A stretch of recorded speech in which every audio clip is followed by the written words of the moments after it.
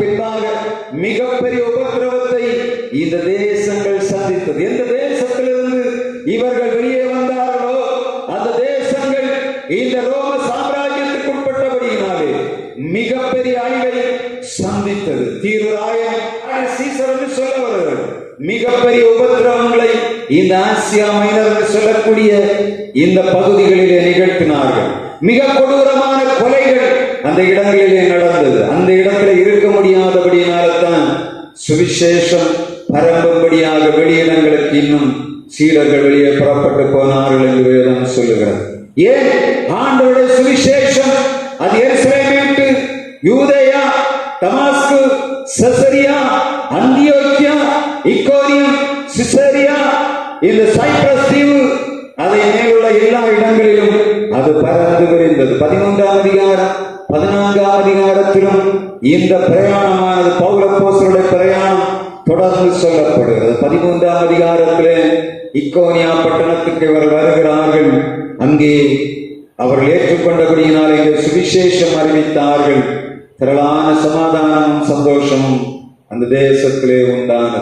அப்போஸ்தல நடவடியை தியானிக்கிறனா மிக கவனமாக பார்க்க வேண்டியது என்னன்னா, ஆண்டவருடைய திருச்சபை, ஆதி திருச்சபையை வளர்ந்ததை, எப்படி வளர்ந்தது என்பதை ஒன்றன்பின் ஒன்றாக நாம் பார்த்து கொண்டு வருகிறோம். நம்மை கொண்டு செய்ய வேண்டிய பணியை ஆண்டவர் நம்மை கொண்டுதான் செய்வார். பவுலை கொண்டு செய்ய வேண்டிய பணியை பவுலை கொண்டு, பேதுருவை கொண்டு செய்ய வேண்டிய பணியை பேதுருவை கொண்டு, சேவானை கொண்டு செய்ய வேண்டிய பணியை சேவானை கொண்டு, பிலிப்பை கொண்டு செய்ய வேண்டிய பணி ஆண்டவர் பிலிப்பை கொண்டு, அந்திரேயாவை கொண்டு செய்ய வேண்டிய பணியை கர்த்தர் அந்திரேயாவை கொண்டு, தோமாவை கொண்டு செய்ய வேண்டிய பணியை ஆண்டவர் தோமாவை கொண்டு தான் செய்வார். உங்களுக்கு கொடுக்கப்பட்ட பணி என்ன என்பதுதான் நாம் நம்முடைய இருதயங்களிலே சிந்தனைகளில் எடுத்து நாம் செய்ய வேண்டிய நாட்களுக்குள்ளாக வந்திருக்கிறோம். இனி காலம் செல்லாம். ஆண்டவராகிய இயேசு கிறிஸ்து சீக்கிரமாய் வருவதற்கான ஆயத்தங்கள் உலகத்திலே நடந்து கொண்டிருக்கிறது. அக்கிரமம் மிகுதியாகி உலகமெல்லாம் சர்வலோகத்திலும் அக்கிரமம் மிகுந்து போனது. பாவம் பால் போல பருகப்படுகிறது. ஆண்டவராகிய இயேசு கிறிஸ்து மத்தேயு 24ஆம் அதிகாரத்திலே சொன்ன எல்லா காரியங்களும் நிறைவேறிக் கொண்டு வருகிறது. அப்போஸ்தல திருச்சபையில நடந்த அதே விதமான அடையாளங்கள், அற்புதங்கள் எல்லாம் நிறைவேற முடிந்து விட்டது. இப்பொழுது ஜனங்கள் பரிசுத்தத்தை விட்டு அசுத்தத்துக்கு நேராக நோவாவின் காலத்தில் நடந்தது போல நடந்து கொண்டிருக்கிறது. எந்த மனிதனிடத்திலும் ஒரு நீதியை பார்க்க முடியவில்லை. எந்த மனிதனை பார்த்தாலும் அங்கே நியாயத்தை பார்க்க முடியவில்லை. எந்த மனிதனை பார்த்தாலும் இரக்கத்தை காண முடியவில்லை. எங்க பார்த்தாலும் பாவிகள், அக்கிரமக்காரர்கள் பெருத்து விட்டார்கள். அக்கிரமக்காரர்கள் பெருகினபடியினாலே தேசத்திலே நீதிமான்கள் மறைந்து போன கடைசி நாட்களிலே வந்திருக்கிறதாம். அப்போஸ்தல அடையாளங்கள் அப்போஸ்தல சபையிலே நடந்த அதே பரிசுத்த ஆவியானவரை ஆண்டவர் அளவில்லாமல் திருச்சபையிலே ஊற்றிக் கொண்டு வருகிறார். அதனால் தான் இந்த நாட்களிலே சுவிசேஷமானது அறிவிக்க வேண்டிய கடமை நம்முடைய தலையிலே தரப்பட்டிருக்கிறது. நீங்க உட்கார்ந்து இருக்கிற இடத்திலே உங்கள் தேசத்தை இந்த வெளிச்சத்துக்கு நேராக நடத்த வேண்டியது உங்கள் கடமை என்பதை மறந்து போகக்கூடாது. நாமே இருளுக்குள்ளே கிடப்போம் என்று சொன்னால் எப்படி ஆண்டோடைய வெளிச்சத்தை தேசத்துக்கு காண்பிக்க முடியும்? நமக்கு கொடுக்கப்பட்ட பணி என்ன? அப்போஸ்தலராக அழைக்கப்பட்ட நாம் ஆண்டோடைய பணியை செய்ய வேண்டும். ஆத்துமாக்கள் அழிவுக்கு நேராக போகும்போது அவளை மீட்டெடுக்க வேண்டிய பொறுப்பு ஒவ்வொரு கையிலும் ஆண்டவர் தந்திருக்கிறார். நாம் நம்முடைய பொறுப்புகளை உணர்ந்து செய்கிறோமா? மந்தையில் சேராத ஆடுகள் ஏராளம் கிடக்கிறது. மந்தையில் சேராத ஆடுகள் ஏராளம் கிடக்கிறது. எப்படி வாழ்வதென்றே தெரியாதபடி, எங்கே போவதென்றே தெரியாதபடி, எந்த பிரச்சனைக்கு யார் தீர்த்தருவார் என்று எனக்கு தீர்வு கிடைக்கும் என்று தெரியாதபடி, வலது கைக்கும் இடது கைக்கும் வித்தியாசம் தெரியாத திரள்கூட்டமான ஜனங்கள் அழிவுக்கு நேராக போய்கொண்டிருக்கிற கடைசி நாட்களிலே நம்முடைய சமாதானத்தை நம்மை சுற்றி இருக்கிற ஜனங்களுக்கு விதைத்து திருச்சபைக்குள்ளே ஜனங்களை கொண்டு வந்து ஆண்டவருடைய ராஜ்யத்துக்கு ஆயத்தமாக்க வேண்டிய கடமை நம்முடைய கையிலே கொடுக்கப்பட்டிருக்கிறபடியினால்தான் அப்போஸ்தலர் நடபடிகளை ஆண்டவர் அந்த நாட்களிலே உங்களுக்கு கொடுத்து கொண்டிருக்கிறார். மொத்தம் 28 அதிகாரம் தான் இருக்கிறது. 13 அதிகாரங்கள் முடிந்து விட்டது. எத்தனை ஆத்மாக்கள் நம்முடைய ஆலயத்துக்குள்ளே, திருச்சபைக்குள்ளே, ஆண்டோடைய ராஜ்யத்துக்குள்ளே வந்திருக்கிறார்கள். எத்தனை பேர் பிரச்சனைகளுக்குள்ளே கிடக்கிறார்கள், எவ்வளவு பேர் கண்ணீர்களுக்குள்ளே கிடக்கிறார்கள், எவ்வளவு பேர் வேதனைகளுக்குள்ளே கிடக்கிறார்கள். இவர்களிலே ஒருவரையாயும் கொண்டு வருவதற்கு நமக்கு மனமில்லாமல் இருந்தால் நாம் கேட்கிற சத்தியம், நாம் ஆண்டவருடைய சமூகத்திலே உட்கார்ந்து இருப்பதில் என்ன பிரயோஜனம்? நாம் கிறிஸ்தவர்களாய் வாழ்வதனாலே நமக்கு என்ன பிரயோஜனம் உண்டு? அப்போஸ்தலர்கள் காலத்திலே முற்றிலும் சாதகமற்ற சூழ்நிலையிலே, மிகவும் நெருக்கத்தின் மத்தியிலே, மிகுந்த வேதனைகளின் மத்தியிலே, மிகுந்த குறைகளின் மத்தியிலே ஆண்டவருடைய சுவிசேஷம் தேசங்களிலே அறிவிக்கப்பட்டது. எல்லா சௌகரியமும், எல்லா வசதிகளும், எல்லா வாய்ப்புகளும் நிறைந்தன. எவ்வளவாய் ஆண்டவருக்காய் பணி செய்கிறோம் என்பதை ஒரு நிமிட நினைவிலே வைத்து நாம் நம்மை சிந்தித்து பார்க்க வேண்டிய கட்டாயத்துக்குள்ளே இருக்கிறோம். எனவே அப்போஸ்தலர் நடபடிகளை சும்மா பெரிதாக தியானிப்பதில்லை. ஒவ்வொரு நாளும் கேட்கணும், ஆண்டவரே பரிசுத்த ஆவியை தாங்கப்பா, என்னால் ஒன்று செய்ய முடியவில்லை ஆண்டவரே, திரளாத வெளியே கிடக்கிறார், இவளை சந்திப்பதற்கு எனக்கு ஞானம் போதாதப்பா, எனக்கு ஞானம் தாரும், ஒரு இடத்துக்கும் போகாதவர்களை கூட்டி சேர்க்கக்கூடிய ஞானத்தை நீர் எங்களுக்கு தர வேண்டும் என்று நாம் ஆண்டவருடைய சமூகத்திலே கேட்க வேண்டும். இப்பொழுது அப்போஸ்தலர் நடபடிகளை நான் செய்தி கொடுக்கும் ஆண்டோட கேட்கிறது, ஆண்டவரே உம்முடைய பிள்ளைகள் ஊழியம் செய்ய வேண்டும், உம்முடைய பிள்ளைகள் திருச்சபை நிறைய தாங்கள் உட்கார்ந்திருக்கிற இடத்துல வறுமையாய் கிடக்கிறவர்களை நிரப்ப வேண்டும் என்று கேட்கிறேன். ஆண்டவர் திருச்சபைகளை தருகிறார், பணங்களை தருகிறார், செல்வங்களை தருகிறார், எல்லா ஆசீர்வாதங்களையும் தருகிறார். அவருக்கு நன்றி உள்ளவர்களாய் வாழ்வோம். கர்த்தர் தொடர்ந்து நம்மை நடத்துவாராக. நாம் மகிமை மக்கண்டோ மாட்சிமை மக்கண்டோ என்று சொல்லக்கூடிய விசுவாச கீதங்களிலே 53வது பாடலின் 2 சரணத்தை பாடி ஆண்டவருக்கு அந்த காணிக்கை செலுத்துவோம். மகிமை மக்கண்டோ மாட்சிமை மக்கண்டோ. விசுவாச கீதங்களிலே 53.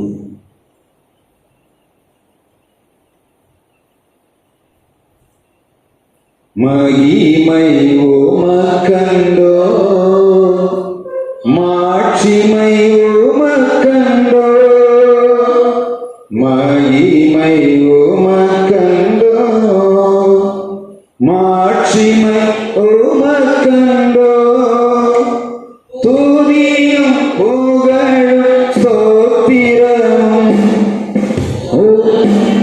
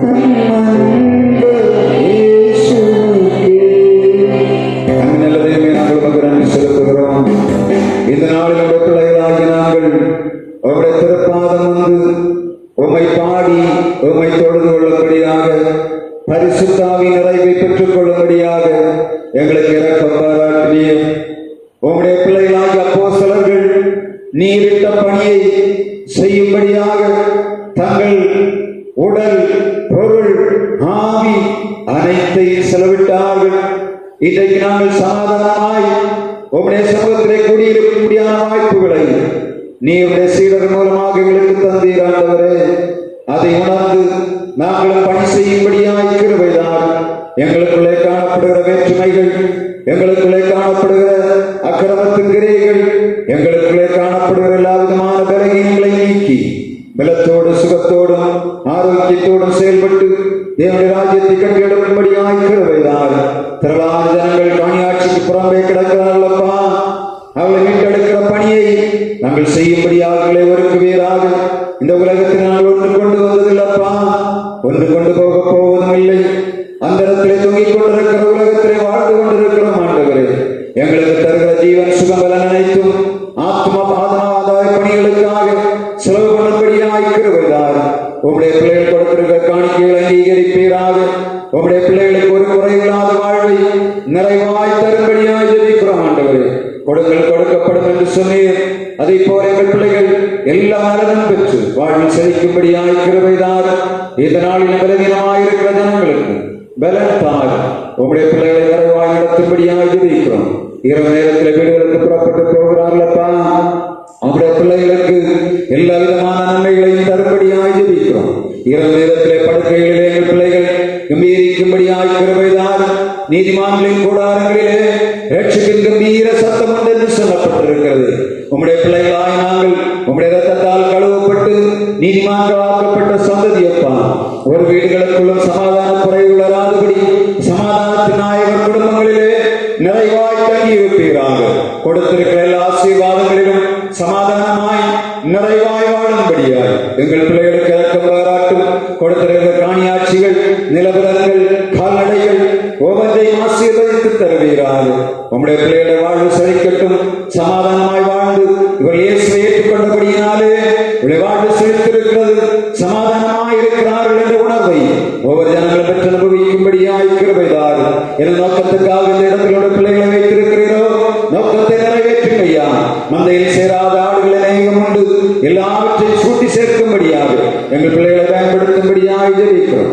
உங்களுடைய திருக்கரத்தில் எங்களை தாழ்த்தி சமர்ப்பிக்கிறோம். கர்த்தாவே, பிள்ளைகள் வீடுகளுக்கு புறப்பட்டு போகிறார்கள். ஒவ்வொரு வீடுகளும் தேவனுடைய பாதுகாப்பு தாரும்.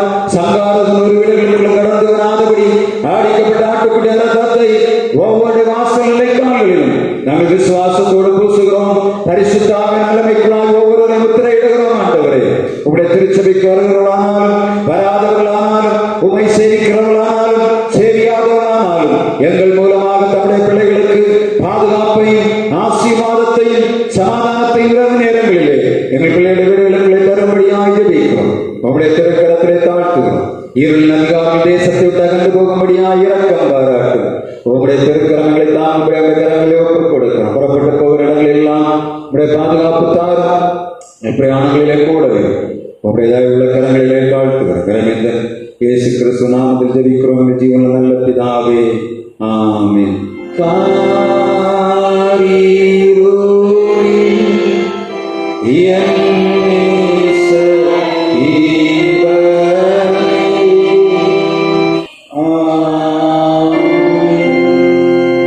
ஆசீர்வாதம் நம்முடைய பிதாவாகிய கடவுளுடைய அன்பும் குமாரனாகிய இயேசு கிறிஸ்துவின் கிருபையும் தூயாவின் இல்லாத பிரசன்னம் நம் அனைவரோடு இன்றும் என்றும் நிலைத்திருந்து காப்பதாக.